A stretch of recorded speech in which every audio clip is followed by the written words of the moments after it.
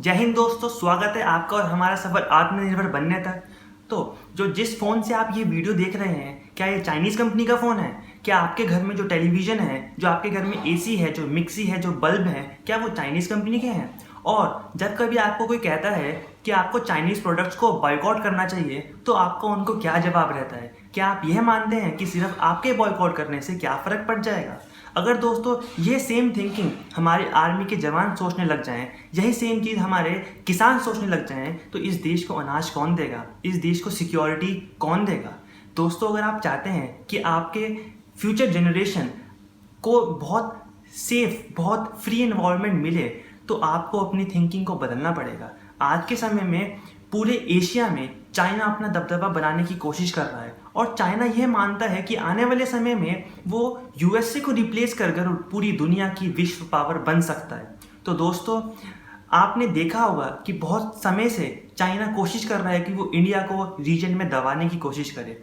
आपने पहले भी देखा होगा कि चाइना ने यूनाइटेड नेशन सिक्योरिटी काउंसिल में कश्मीर का इशू उठाने की बहुत बार कोशिश करी है। उसके अलावा यूनाइटेड नेशन सिक्योरिटी काउंसिल में ही चाइना ने एनएसजी यानी कि न्यूक्लियर सप्लाई ग्रुप से इंडिया को हमेशा बाहर रखा है। ऑल्दो इंडिया एनएसजी के सारे रूल्स को, सारी एलिजिबिलिटी क्राइटेरियाज को फुलफिल करता है और सभी देश इंडिया को चाहते हैं कि वो एनएसजी का मेंबर बने, परंतु चाइना ने हमेशा अपनी वीटो पावर का यूज़ करके इंडिया को बाहर रखने की कोशिश करी है।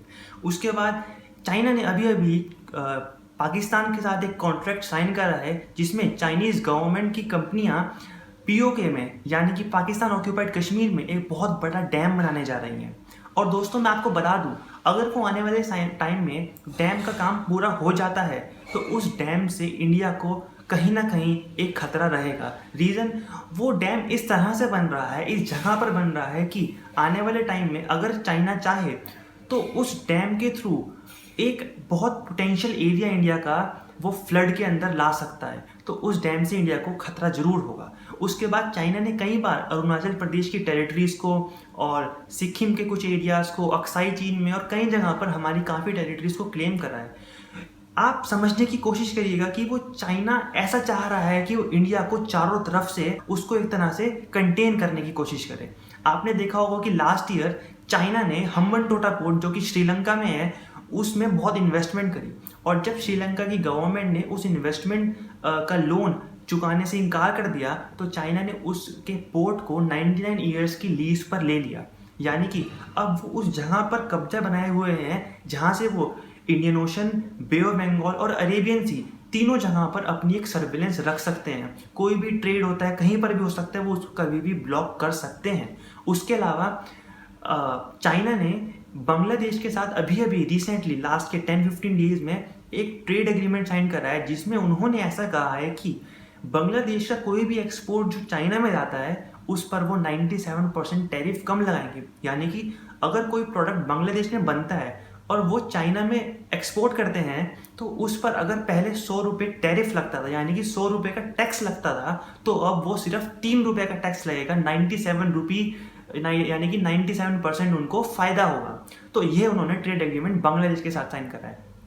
और आप सब जानते हैं कि अभी वो नेपाल के साथ भी काफ़ी सारा इन्फ्लुएंस में ला रहे हैं। ये वही नेपाल है जिसको जब अर्थक्वेक आया था नेपाल में, बहुत बड़ा अर्थक्वेक था जिससे नेपाल बहुत ज़्यादा डिस्ट्रॉय हो चुका था, उस समय पर चाइना ने नेपाल की कोई हेल्प नहीं करी थी। इंडिया ही था जिसने अपनी एनडीआरएफ की टीम्स, अपनी रेस्क्यू टीम्स को नेपाल में भेजकर नेपाल के कई लोगों की जान बचाई थी। इंडिया ने नेपाल को बहुत ज़्यादा फाइनेंशियली सपोर्ट करा था। और तो और नेपाल के सिटीजन्स को खुली छूट है कि वो इंडियन आर्मी में पार्टिसिपेट कर सके। किसी कंट्री की आर्मी में पार्टिसिपेट करना अपने आप में भी बहुत बड़ी बात होती है। और अगर इंडियन गवर्नमेंट ने नेपाल को ऐसा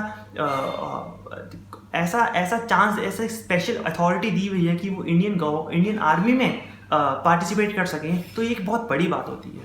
तो उस नेपाल को चाइना ने इतना इन्फ्लुएंस करा है कि नेपाल ने अभी में एक मैप जारी करा है जिसके अंदर उन्होंने इंडिया की 3 एक ऐसी टेरिटरीज जिनका पहले कोई भी डिस्प्यूट नहीं था, उन्होंने वो टेरिटरीज क्लेम करी और उन्होंने अपनी कॉन्स्टिट्यूशन में उसको लागू करवाया है। उसके बाद इंडिया के कई न्यूज़ चैनल जो बहुत समय से नेपाल में टेलीकास्ट करते थे नेपाल ने उन न्यूज़ चैनल्स पर कंप्लीट बैन लगा दिया है, इंडियन न्यूज़ चैनल पर कंप्लीट बैन लगा दिया है। उसके बाद एक बिहार और नेपाल के बीच में एक ब्रिज बन रहा था, उन दोनों के बॉर्डर के बीच में, उस पर भी नेपाल ने प्रॉब्लम जताई है और उसको वहाँ पर उसका काम रुकवा दिया है। उसके बाद हद तो तब हो गई जब नेपाल के प्राइम मिनिस्टर ने उन्होंने ये स्टेटमेंट दिया कि कोरोना वायरस से खतरनाक वायरस तो इंडियन वायरस है। और तो और उन्होंने इंडियन पॉलिटिशियंस पर ये आरोप लगा दिए, इंडियन गवर्नमेंट पर ये आरोप लगा दिए कि वो उनको यानी कि नेपाल के प्रधानमंत्री को उनकी पोस्ट से हटाने की कोशिश कर रहे हैं। देखिए, आपको समझना होगा कि आज के समय में चाइना, नेपाल, पाकिस्तान, इधर से बांग्लादेश, नीचे श्रीलंका, हर जगह पर, इधर साउथ चाइना सी में हर जगह पर अपना इन्फ्लुएंस बढ़ा रहा है। वो चाहता है कि इंडिया को चारों तरफ से पैक करा जाए, उसको एक जगह पर कंटेन करा जाए, उनको चारों तरफ से प्रॉब्लम्स में हमेशा रखा जाए। अब क्वेश्चन ये आता है कि हमें इंडियंस को इस चीज़ का किस तरह से जवाब देना चाहिए, हमारी सरकार को क्या करना चाहिए। देखिए, इसका सोल्यूशन बहुत सिंपल है। इंडिया और चाइना के रिलेशंस अब इतने अच्छे नहीं हैं और आई बिलीव कि आने वाले टाइम में इंडिया को चाइना पर अपना विश्वास नहीं दिखाना चाहिए। चाइना का जैसे इंडिया और पाकिस्तान है, वैसे ही चाइना के भी कई ऐसी कंट्रीज़ हैं जो नेबर्स हैं जो चाइना के खिलाफ रहती हैं। फॉर एग्जांपल वियतनाम, फिलीपींस, इन देशों का चाइना से हमेशा मुठभाव रहा है साउथ चाइना सी को लेकर। तो और वियतनाम और फिलीपींस ने कई बार इंडिया से रिक्वेस्ट करी है कि वो उनको ब्रह्मोस मिसाइल और कई दूसरे मिसाइल्स और स्ट्रेटेजिक वेपन्स उनको सेल आउट करें। तो इंडिया को अब टाइम आ चुका है कि वियतनाम को, फिलीपींस को ब्रह्मोस मिसाइल को बेचना चाहिए। इससे इंडिया को सिर्फ फाइनेंशियली ही फायदा नहीं होगा, बल्कि चाइना के पास भी कुछ ऐसे नेबरिंग डिस्टर्बेंस होगी जिससे चाइना का ध्यान वहाँ पर जाएगा और चाइना को समझ आएगा कि किस तरह से अगर कोई नेबर प्रॉब्लम करता है तो उसको कैसे डील करना चाहिए। एक चीज़। दूसरी चीज़, मंगोलिया एक कंट्री जो कि रशिया और चाइना के बीच में लाई करता है। चाइना के मंगोलिया से रिलेशंस अच्छे नहीं हैं, कभी भी रिलेशन उनके अच्छे नहीं रहे हैं। तो इंडिया को मंगोलिया का सपोर्ट करना चाहिए, उनको भी स्ट्रेटेजिक वेपन सप्लाई करना चाहिए और यूनाइटेड नेशन में उनको सपोर्ट करना चाहिए। उसके अलावा इंडिया को एक्सप्लिसिटली सामने आकर हांगकांग का सपोर्ट करना चाहिए। हांगकांग जो कि एक ऑटोनोमस रीजन है चाइना का, बट अब के टाइम में चाइना ने उस पर ज़्यादा रूल करना शुरू कर दिया है, तो उसकी जो आवाज़ दब रही है आज के टाइम में, इंडिया को उसकी आवाज़ उठाकर यूनाइटेड नेशन में और दूसरी कंट्रीज़ के साथ नेगोशिएशंस करके उसको सपोर्ट करना चाहिए।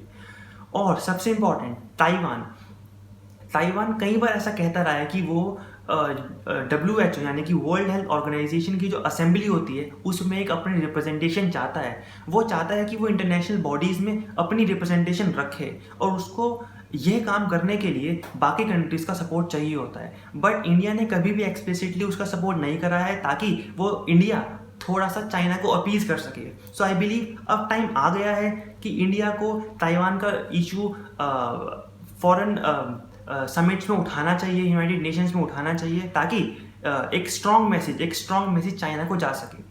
उसके अलावा सबसे बड़ी बात, हम लोकल लेवल पर क्या कर सकते हैं। बेसिकली हमें सबसे इंपॉर्टेंट चीज़, चाइना के सामान को बॉयकॉट करना चाहिए। चाइना की एप्लीकेशन जो कि ऑलरेडी बैन हो चुकी है, और भी जो दूसरी एप्लीकेशंस जिनमें चाइना के शेयर है, उनको हमें इंस्टॉल या उनको हमें यूज़ नहीं करना चाहिए।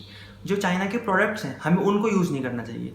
और इस बात को हमें समझने की ज़रूरत है कि सिर्फ बॉयकॉट से काम नहीं चलेगा।